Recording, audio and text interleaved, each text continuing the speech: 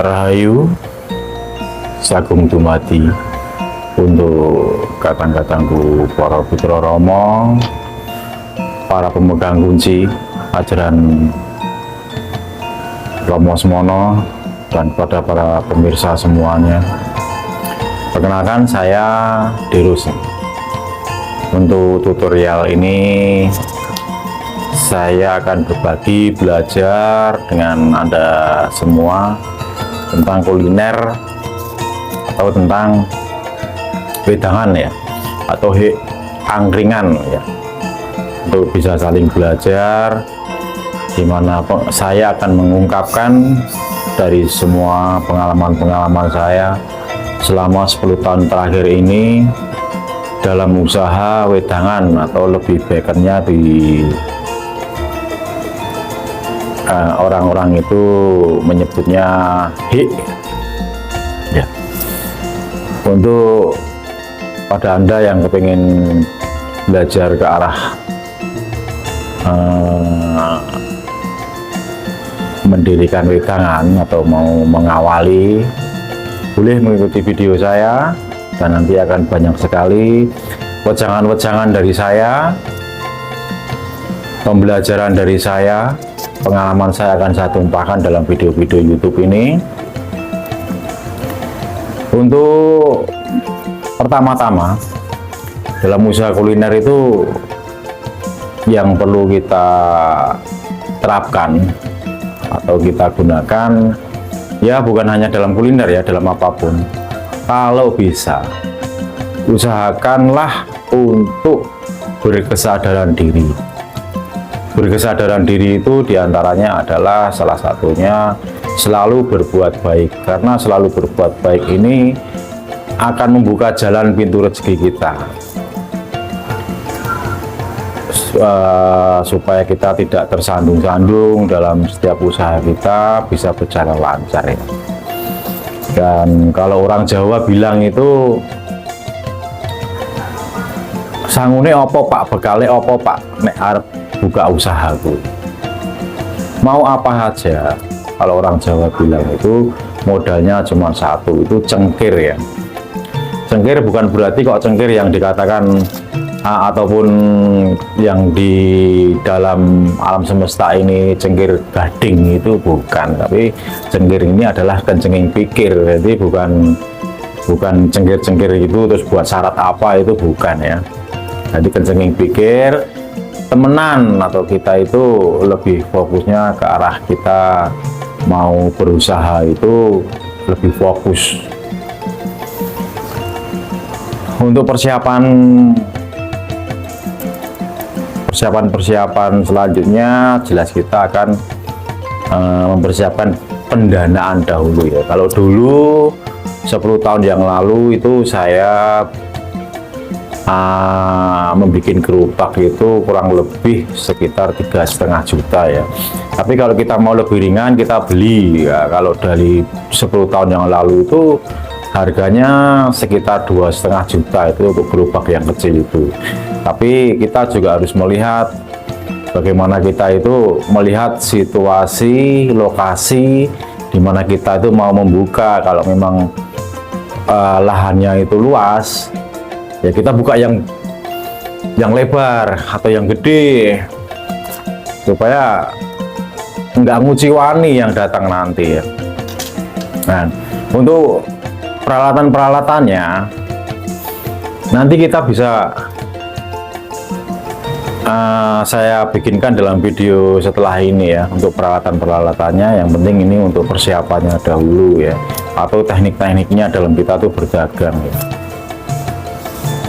Dalam kita berdagang itu sebenarnya kuncinya itu sangat sederhana ya.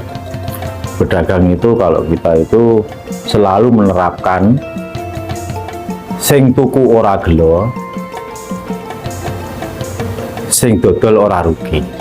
Yang beli itu nggak kecewa, yang jual nggak rugi. Hanya itu aja.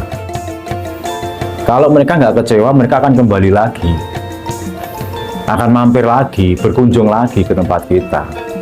Jadi usahakan jangan sampai hal itu terjadi. Semisal bikin kecewa, sama pelanggan.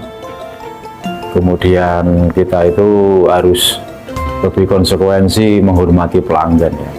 Ya kecuali itu kita juga harus bermodalkan, bukan hanya itu hanya kuncinya, tapi modal yang lainnya selain dana atau pendanaan, kita juga harus mengedepankan rasa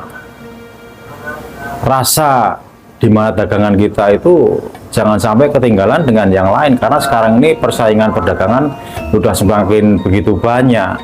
Jadi kita tarung rasa, jangan tarung mantra, tapi kita itu harus menggunakan akal sehat, tarung rasa dulu. Kemudian kita itu bagaimana kita tuh bentuk pelayanannya. Jadi pedagang itu yang harus super, lembah mana, bisa beradaptasi dengan pembeli yang tua maupun yang muda. Kalau kita itu pembelinya muda, ya kita harus bisa mempunyai jiwa muda yang bagaimana yang bisa menyambung ya, nyambung rembuk supaya bisa klop, orang itu bisa enjoy berada di lingkungan warung kita atau di lingkungan di mana kita mendirikan kios itu. Nah, seperti itulah kira-kira untuk apa itu yang diperlukan ya. Ya kecuali itu yang lain-lain itu juga perlu juga. Mungkin yang Islam bisa menggunakan semisal dalam anglo yang membara itu kita taruh garam, itu ada pengalaman dulu yang di awal-awal, tapi kalau sekarang sudah nggak pakai. Saya itu sudah banyak perjalanan secara spiritual saya.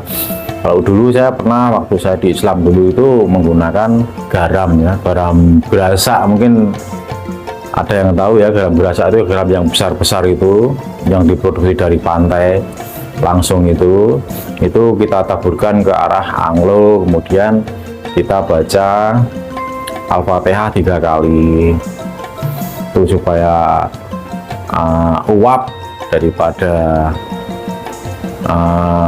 air yang kita rebus itu keluar, dihirup mereka itu sudah menyambung, bersinergi, mengundang kepada mereka ya.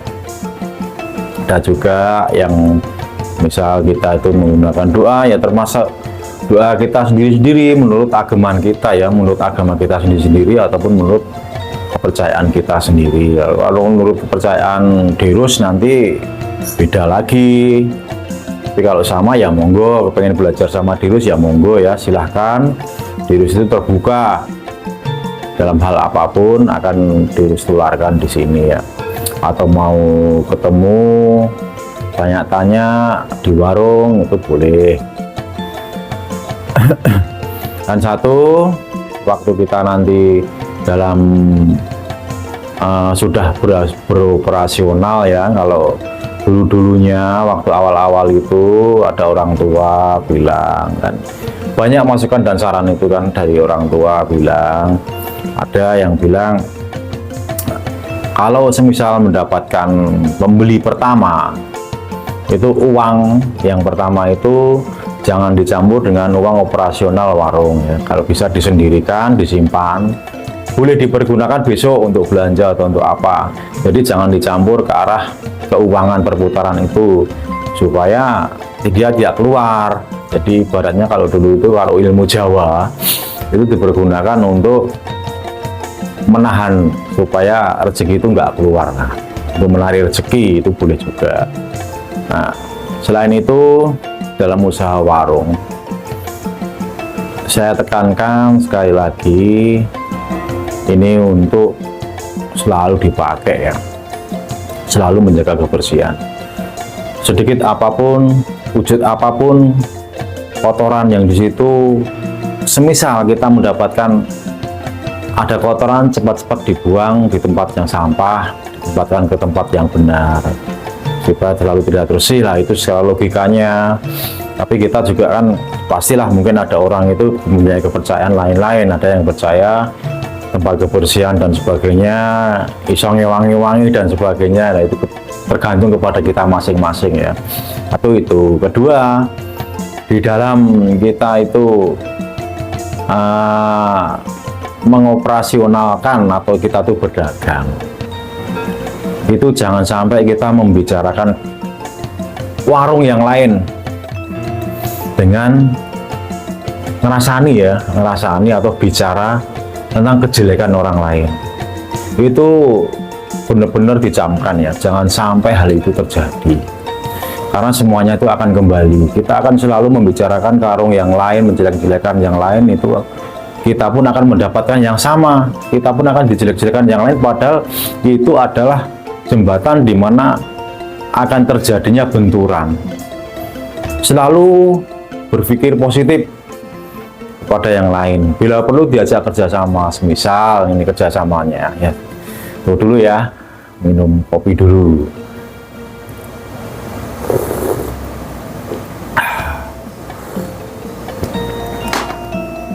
Sambil rokokan.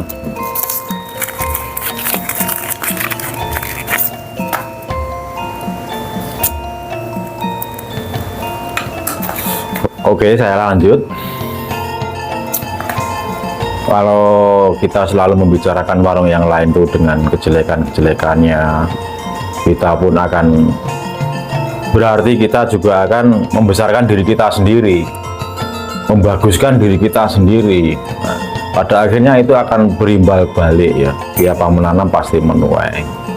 Dan itu jangan sampai terjadi, dan diusahakan kita itu malah bisa bekerja sama, di mana tempat area kita itu semakin banyak orang berdagang itu tidak nguciwani. Orang yang dari jauh datang ke situ, semisal kita pas lagi libur ada yang melayani, jadi mereka nggak kecewa. Tapi kalau cuma satu tempat kita aja, begitu kita tutup mereka kecewa. Tapi kalau ada alternatif lain, mereka nggak akan kecewa.